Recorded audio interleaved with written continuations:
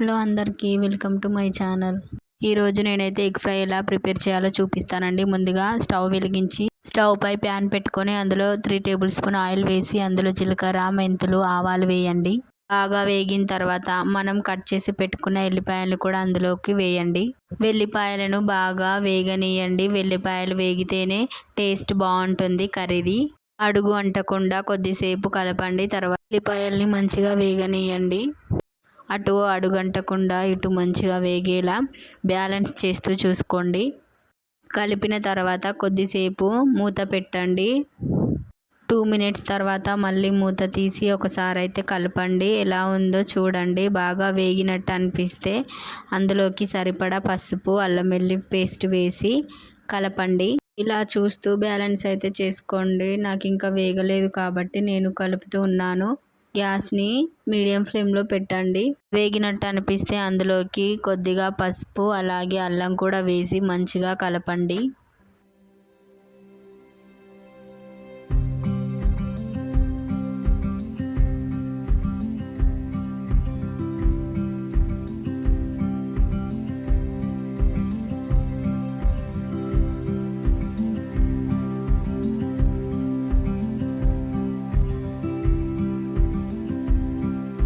కలిపిన తర్వాత కొద్దిసేపు మూత అయితే పెట్టుకోండి.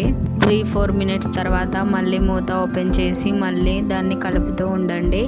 అది మంచిగా కలిసిన తర్వాత అందులోకి 3-4 ఎగ్స్ వేసి మంచిగా బాయిల్ చేయండి. ఎగ్ వేయగానే కలపొద్దండి. అలా కలిపితే ఎగ్స్ చిన్న చిన్న ముక్కలుగా ఉంటుంది. కొద్దిసేపు అయిన తర్వాత కలిపితే ఎగ్ మంచిగా ఉంటుంది. పెద్ద పెద్ద పీసెస్గా ఉంటుందన్నమాట.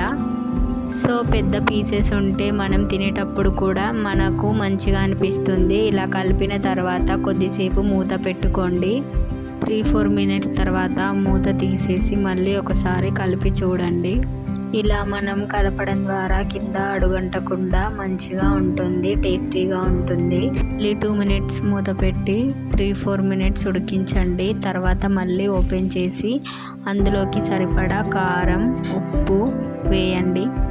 తర్వాత మంచిగా కలిపి మంచిగా ఫ్రై అవ్వనివ్వండి. అలాగే ఇందులోకి కొద్దిగా ధనియాల పౌడరు అలాగే కొద్దిగా జీరా పౌడరు వేసి మంచిగా కలపండి. అదే విధంగా 1 టీ స్పూన్ మసాలా పౌడర్ వేసి మంచిగా కలపండి. తర్వాత కొద్దిసేపు మూత పెట్టి ఉంచండి. ఎందుకంటే మసాలా మొత్తం పట్టాలి కదా, అందుకని.